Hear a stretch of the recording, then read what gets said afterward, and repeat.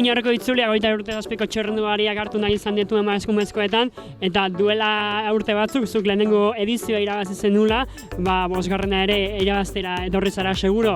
Lehenengo sentsazioak uste onak izan direla, 9 hori sortu da, eta badirudi 9 horrek hartuko duela garaipena amaieran, baina oraindik ere 2 etapa falta dira, eta lehenengo jakin nahi dugu, zer moduz zaizun gaurkoan?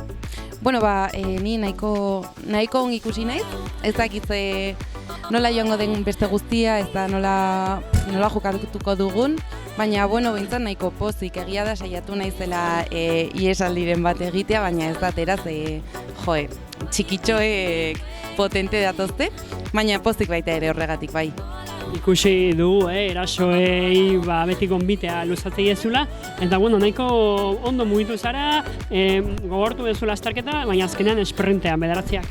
Bai, esprinta, denek dakite ez dela nere mi fuerte, baina jazta, berdin dio. Eta horregatik bai, gustatzen zait jokatzea, eta nik txirrindularitza horrela ikusten dut. Pena gore tiren erorikoa. Bai, ea hobetzen den eta batez ere hori, hobetzea.